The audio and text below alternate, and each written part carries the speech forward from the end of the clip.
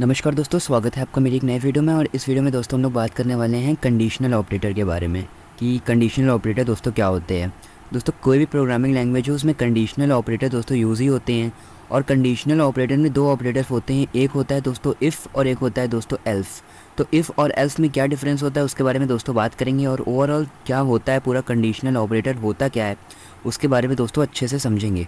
चलिए शुरू करते हैं। देखिए दोस्तों, पहले मैं यहाँ पर लिख देता हूँ जो हम लोग की टॉपिक है, कंडीशनल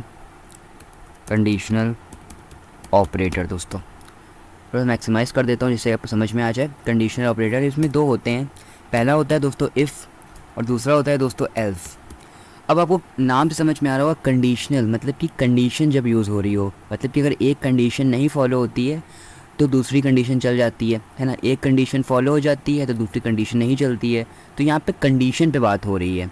अब कई बार क्या होता है, कभी हम लोग कोई प्रोग्रामिंग कर रहे होते हैं, कोई कोडिंग लिख रहे होते हैं, तो उसमें हम लोग को कन्फ्यूजन रहता है कि अगर यूज़र ने ये वैल्यू दी और ये नहीं सही होती है या फॉल्स होती है तो क्या प्रिंट होना चाहिए। यूज़र को कैसे पता चलेगा कि ये इनवैलिड चॉइस है। तो उसके लिए हम लोग एल्स का यूज़ करते हैं, मतलब कि अगर इफ़ नहीं चला तो एल्स चलेगा, और अगर इफ़ चल गया तो एल्स नहीं चलेगा। अगर कंडीशन सही है तो इफ़ चलेगा, अगर कंडीशन नहीं सही है तो इफ़ नहीं चलेगा, एल्स चलेगा, जिससे कि जो प्रोग्राम है पूरा हम लोगों का कंप्लीट हो जाता है। फॉर एग्जांपल एक एग्जांपल लेके समझते हैं जिससे कि आपको बड़े अच्छे समझ में आ जाए कि इफ़ और एल्स कंडीशन दोस्तों क्या होती है। तो चलिए शुरू करते हैं। देखिए दोस्तों, फॉर एग्जांपल यहाँ पे कोई दो कंडीशन है, मतलब कि जैसे कि लिखा हुआ है a is equal to 2, a is equal to 2 लिखा हुआ है, एक हम लोग ने माना हुआ है, और बी इज़ इक्वल टू 3 लिखा हुआ है। ये हम लोग के पास फॉर एग्जांपल दो चीज़ें हैं, मतलब कि ए की वैल्यू 2 है और बी की वैल्यू 3 है। तो अब क्या है, अब हम लोग को ये पता करना है कि ए की वैल्यू सही में 2 है और बी की वैल्यू सही में 3 है या फिर नहीं है, ये हम लोग को पता करना है। तो फॉर एग्जांपल यहाँ पे जो हम यूज़र होगा वो क्या यूज़ करेगा, वो ये करेगा, जो प्रोग्रामर होगा वो क्या करेगा, इफ़ लगाएगा। ठीक है, इफ़ लगाने के बाद पैरेंथेसिस ब्रैकेट लगाएगा, डबल इन्वर्टेड कॉमा तो नहीं लगाता, इसमें नहीं लगता डबल इन्वर्टेड कॉमा, तो पैरेंथेसिस लगाएगा, फिर उसके अंदर लिखेगा कि the value the value the value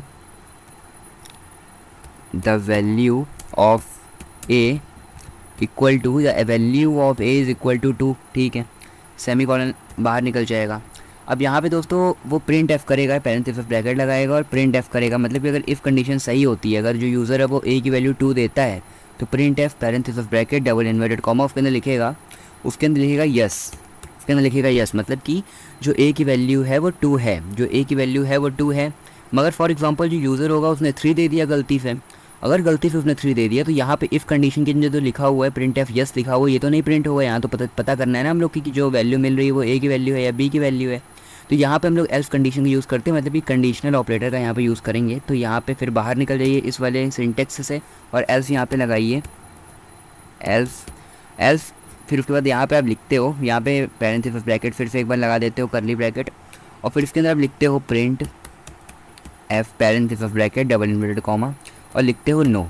मतलब कि अगर ए की वैल्यू 2 नहीं होती है, फॉर एग्जांपल यूज़र 3 दे देता है, 4 दे देता है, 5 दे देता है, कोई भी वैल्यू रैंडम दे देता है जो ए की वैल्यू नहीं होती है, तो एल्स की जगह प्रिंट एफ नो प्रिंट हो जाएगा, नो प्रिंट हो जाएगा, जिससे कि यूज़र को पता चल जाएगा कि जो वैल्यू उसने दी है वो ए की वैल्यू नहीं है और या फिर ए की वैल्यू है। तो इस कंडीशन क्या होता है कि जब भी कोई एक कंडीशन फॉलो नहीं होती है, मतलब हम लोग एक तरीके से दो वो लेके चलते हैं, दो प्लान लेके चलते हैं हमेशा ना, ज़िंदगी में इंसान दो प्लान लेके चलता है। इस तरीके से दोस्तों प्रोग्रामिंग में भी इंसान दो प्लान लेके चलता है, मतलब कि अगर ए नहीं फॉलो होता है तो बी एग्जीक्यूट कराएगा। इस तरीके से दोस्तों इफ़ और एल्स कंडीशन भी होती है, तो इसको ही हम लोग कंडीशनल ऑपरेटर बोलते हैं। अब सी प्रोग्रामिंग हो, पाइथन हो, जावा हो, सी प्लस प्लस हो, HTML हो, CSS हो, कोई भी लैंग्वेज हो, सब में जो है ये यूज़ होती है, कंडीशनल ऑपरेटर सब में यूज़ होता है। तो कंडीशनल ऑपरेटर काफ़ी ज़्यादा इंपॉर्टेंट ऑपरेटर हो जाता है। वहीं दोस्तों अगर आपको लॉजिकल ऑपरेटर के बारे में जानना है, और logical operator, arithmetic operator, assignment operator, relational operator और भी बाकी सारे ऑपरेटर के बारे में जानना है जो काफ़ी ज़्यादा इंपॉर्टेंट हो जाते हैं प्रोग्रामिंग के लिए, वो आप जाके देख सकते हो। मैंने डिस्क्रिप्शन में आपको लिंक दे रखी है। और